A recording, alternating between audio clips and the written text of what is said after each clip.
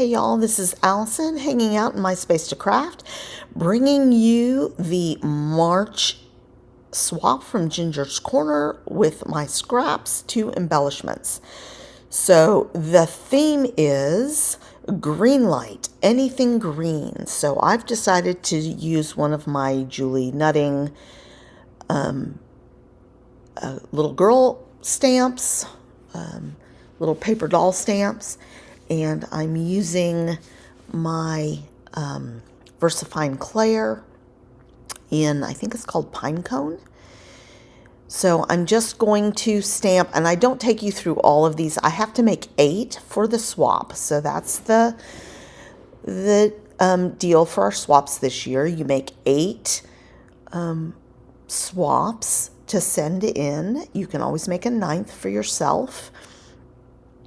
So I'm just stamping all of those, and then I re-stamp it on some scrap pieces of green paper, just the dress part.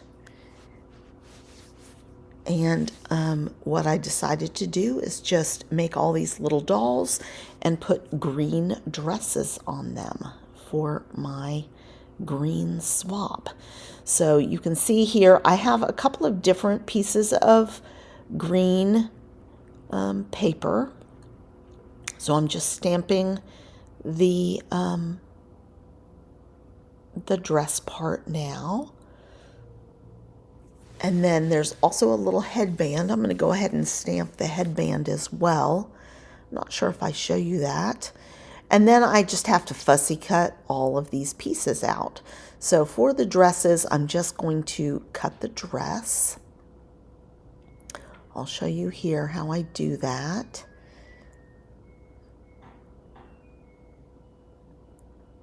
It did get a little fussy around. There's a little bow on the sleeves, so that part is not quite as easy to cut, and it gets really thin at the bottom.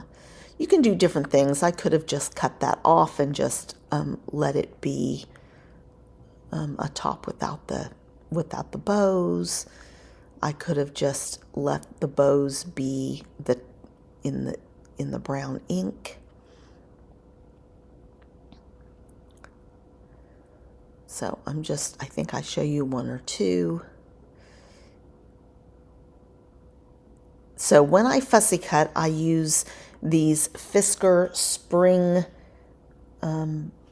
scissors, and it makes it a lot easier. You don't have to put your fingers in the holes of a pair of scissors.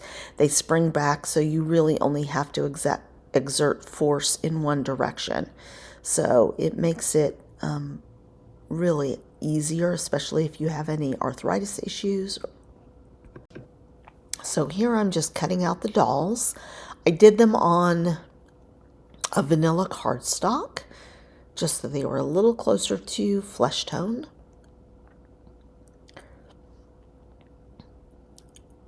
And I'm just fussy cutting around the dolls. I did not leave a halo on these. You can, it looks fine to leave a halo. I've seen it done both ways. For some reason on these, my instinct is no halo. It is harder for me to leave a consistent halo, and so that's why I tend to not leave a halo. When I fussy cut, I put the scissors a little bit in an angle, and you can tell I move the paper around much more than the scissors, and that allows me to keep an eye on the line that I'm cutting and to be more consistent with my cuts. And then as I'm getting more scraps, I just snip those parts off to make it a little easier to manage.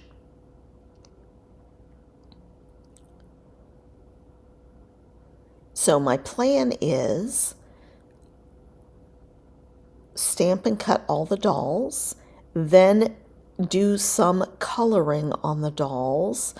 And when I'm at this point, I haven't decided how I'm going to do it, but I end up using Distress Oxides and a little bit of water and basically watercoloring them on. Just to add some highlights, some little color and texture, and to do the hair of the girls as well. So here I'm just taking the head of the doll stamp and stamping it onto the same paper as I did the dresses for headbands. And here you can see I have this green plaid dress, and I'm going to do a headband for that dress as well. I only had one of those, and I had this one, and I can squeeze that headband onto the same piece of paper. So now I have to fussy cut all the headbands.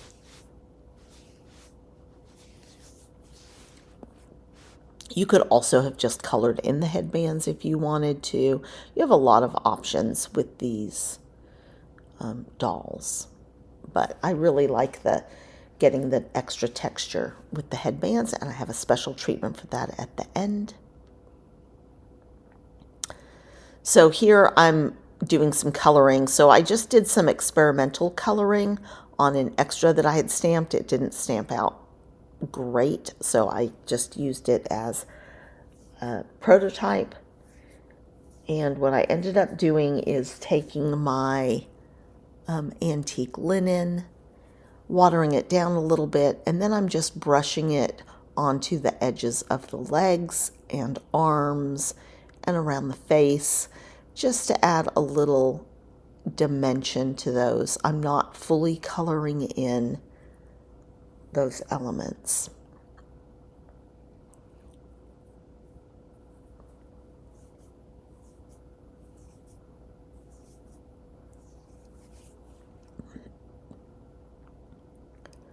So I will do all 8 dolls this way.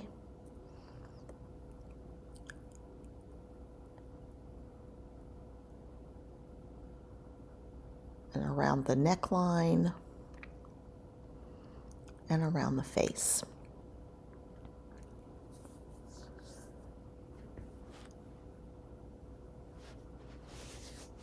All right, and then for the hair, I'm going to use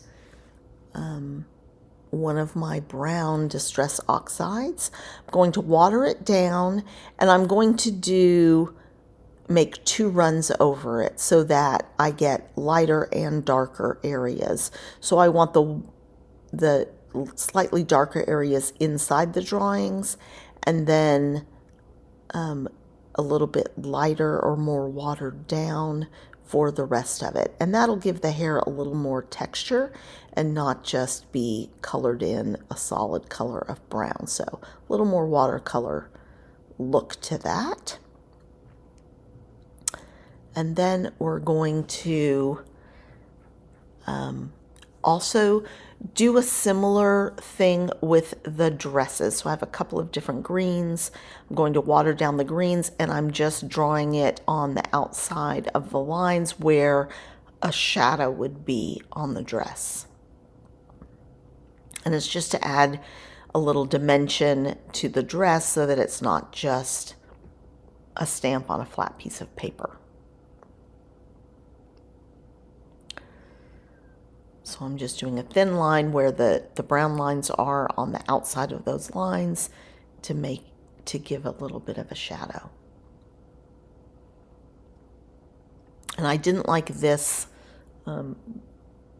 mowed lawn color for the more blue-green dresses, so I'll pull out a different color for that. But I decided to just go ahead and glue one together, and then I'm going to use my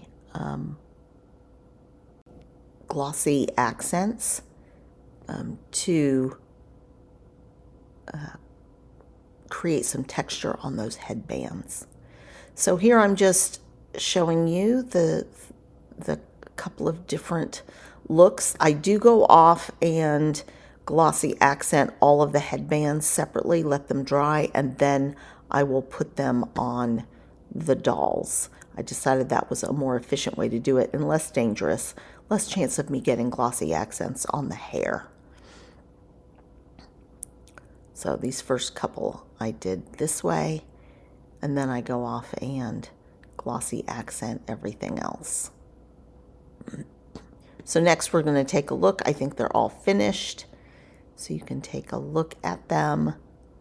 So I have a lot in this color, and then I love the glossy accents look on that headband. So cute.